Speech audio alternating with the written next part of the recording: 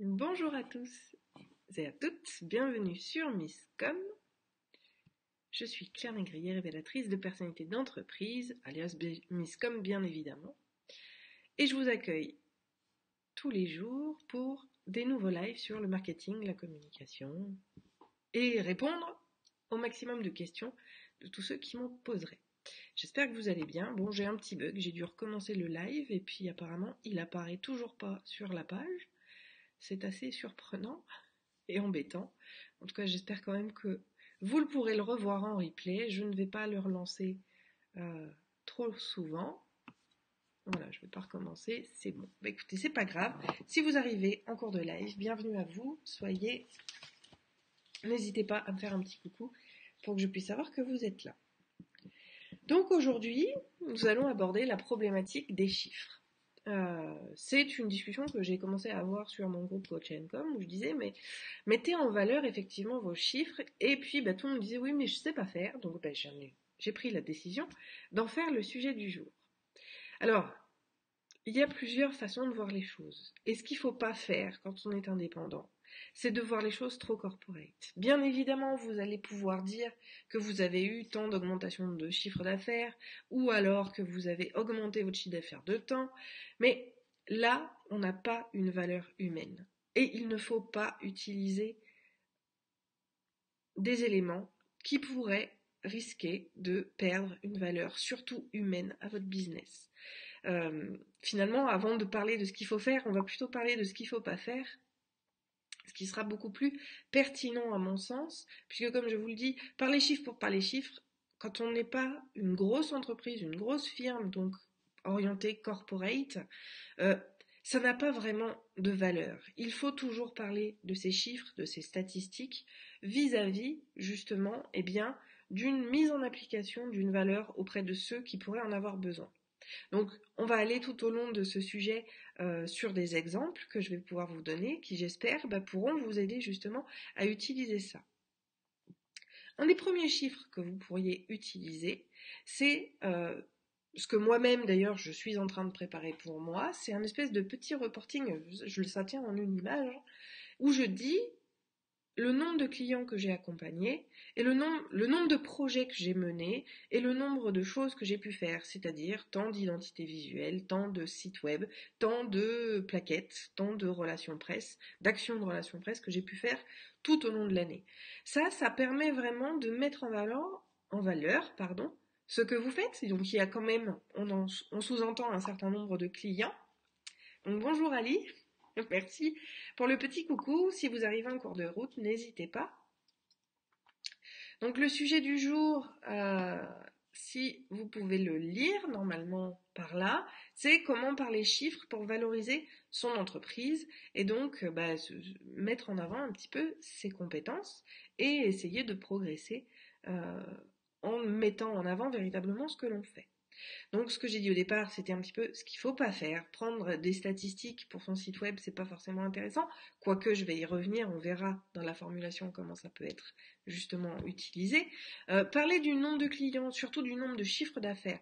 Quand on est indépendant, entrepreneur, c'est l'humain qui crée le lien avec ses futurs clients et ses clients, fidèles ou non. Parler chiffres juste pour montrer une augmentation, c'est prétentieux dans l'image de l'entrepreneur, mais également c'est vraiment accepté dans le monde des plus grosses entreprises. Ceux qui font de véritables rapports d'activité annuels, qui ont des bilans, des actionnaires, etc. Là, on va pouvoir effectivement parler chiffres purement avec nombre de produits, nombre de ci, nombre de là, chiffre d'affaires, augmentation, retour sur investissement. En communication pour les indépendants et les petites entreprises, il faut toujours rester sur de l'humain. Donc ça, c'est quelque chose d'important. Les chiffres humains, ça va être quoi? Le nombre de clients que vous avez pu avoir ou accompagner tout au long de l'année écoulée. Ça peut être également un pourcentage d'augmentation de fréquence de votre site e-commerce. Donc vous avez eu tant d'augmentation de clients ou tant de produits vendus en plus cette année vis-à-vis des années précédentes. Là, on a effectivement quelque chose qui vient toucher à la valeur, à votre valeur, à ce que vous pouvez apporter à autrui, que ce soit encore une fois matériel ou du service, vous avez effectivement quelque chose qui va rentrer dans le positif. Et ça, c'est quelque chose de très très important. Parce que c'est comme ça qu'on va pouvoir créer le lien et donner envie peut-être à ceux qui se poseraient encore la question de passer à l'action et de venir travailler avec vous ou d'acheter les produits chez vous. Donc ça, c'est l'une des premières euh, données que vous pouvez utiliser et mettre en valeur pour votre business. Une autre donnée, parce qu'on parlait statistiques, mais je parle plus largement, on n'est pas obligé d'être que sur du chiffrage, mais ça va être aussi tout ce qui est témoignage client. Ce sont quand même des données et ça reste quelque chose qui est extrêmement important puisque aujourd'hui, ce qu'on appelle la social proof, la preuve sociale, est quelque chose d'indispensable dans votre business pour pouvoir justement gagner en visibilité, en notoriété et en qualité. C'est quelque chose, si vous n'avez pas de retour client, le sentiment de confiance ne se développe pas. À partir de là, je vous invite vraiment chaque année à faire un petit peu le tri dans tous les témoignages que vous pouvez obtenir et essayer justement de toujours en avoir de nouveaux au fil des années pour les mettre à jour et pour montrer qu'effectivement, il y a du monde, ça reste toujours pertinent de montrer qu'on a effectivement des clients et deux, d'avoir toujours des témoignages positifs pour valoriser justement votre qualité de travail, votre qualité ou la qualité de vos produits. Donc ça, c'est une deuxième donnée. Donc on n'est pas que sur des chiffres, mais on est effectivement sur la donnée. Pour les blogueurs, par exemple, vous pouvez parfaitement parler du nombre d'articles que vous avez sur votre blog. Moi, j'en ai fait des posts régulièrement quand j'ai eu passé un certain nombre, je vais y arriver. J'ai bugué parce qu'en fait je me mélange. J'avais même fait un post disant, il y a quelques années en arrière, que j'éditais ma 100e facture. C'est quelque chose qui va être effectivement pertinent parce que c'est des moments clés qui, s'ils sont forts pour vous, vont créer du lien avec ceux qui vous lisent, qui vous suivent, et vont se dire ah oui effectivement il y a ça. Donc ça peut être un chiffre clé sur un numéro de facture, la 50e, la 100e, la 200e, la 500e, peu importe, ça peut être un fait marquant comme celui-ci. Tout comme les dates anniversaires sont également un chiffre très éloquent auprès de votre cible. Moi, je vais pouvoir bientôt éditer que NCNcom, puisque c'est ma marque initiale, a 8 ans d'existence aura 8 ans d'existence au 1er février. Donc, on a quelque chose qui est aussi pertinent là-dedans. Donc là aussi, vous pouvez utiliser les chiffres anniversaires pour vous aider et mettre en valeur votre marque, votre existence et donc la qualité de votre travail. Puisque si on n'a pas de qualité, en général, on n'est pas pérenne. Mais c'est très intéressant de le faire également en ce sens-là. On va également pouvoir parler, pourquoi pas, du nombre de produits créés au cours d'une année. Il y a eu tant de références produits intégrées dans la boutique ou création, comme moi je l'ai fait. Donc il y a les tickets com que j'ai mis en place pour 2019 où quand les gens ont des questions à poser, plutôt que de rester avec leurs questions, ils prennent un ticket et ils peuvent la poser et obtenir une réponse pratico-pratique pour être libérés de ces points bloquants par rapport à leur business. On va pouvoir justement parler donc de ce nombre de produits qui va être ajouté à sa boutique, ou du nombre de services qu'on va rajouter.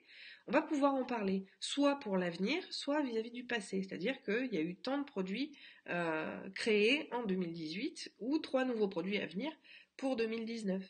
Si c'est une e-boutique, on va pouvoir dire il y a eu tant de références intégrées à une boutique.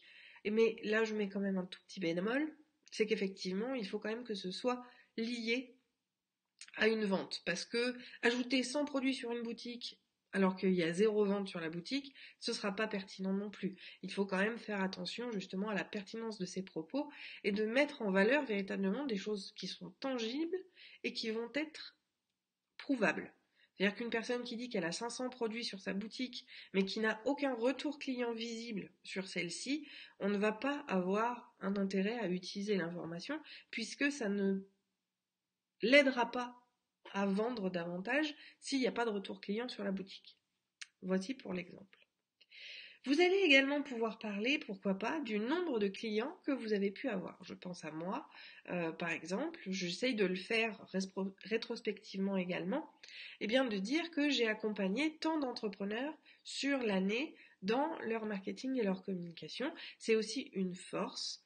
Ça permet, encore une fois, il faut toujours le mettre en corrélation avec effectivement ce que les gens vont pouvoir trouver, que ce soit sur Google, que ce soit sur Facebook ou sur votre site internet. Si vous annoncez tant de clients faits, il est bon d'en avoir au moins 75% qui auront témoigné de votre collaboration. Il faut toujours mettre en exergue, plusieurs informations pour qu'elles puissent se regrouper et donner de la force et de la valeur à ce que vous allez apporter à vos futurs clients. Mais en tout cas, utilisez les chiffres pour des bilans. Donc ça se fait bien en début d'année ou au mois de septembre. Pouvoir chiffrer quelque chose, c'est toujours très pertinent en termes de communication parce que ça apportera de la valeur et du poids à ce que vous faites. Voilà. Écoutez, j'ai pas envie de faire de redites, vous le savez, j'aime pas répéter ce que je dis. Là tout de suite, je n'ai pas spécialement d'idées. Vous savez que si vous avez des questions ou si moi-même j'ai des idées qui me reviennent vis-à-vis de ces chiffres, je serais bien évidemment ravie de les rajouter en commentaire. D'ici là, n'hésitez pas à me poser toutes vos questions. Vous savez que c'est votre participation qui crée les émissions Misscom, donc toutes questions stratégiques pour l'émission du lundi, des idées sur un outil dont vous pouvez avoir besoin pour le mardi, et ainsi de suite. J'ai également besoin de vous pour le chronocom du jeudi sur les démonstrations en live, donc des optimisations graphiques ou rédactionnelles. N'hésitez pas, j'ai vraiment besoin de vous et j'espère qu'en 2019, on arrivera à couvrir tous les sujets sans avoir à courir après les gens. Donc n'hésitez pas, je vous promets, je mords pas. Je vous dis à plus tard par commentaire, à demain pour le prochain live et je vous souhaite une très bonne journée. Bye!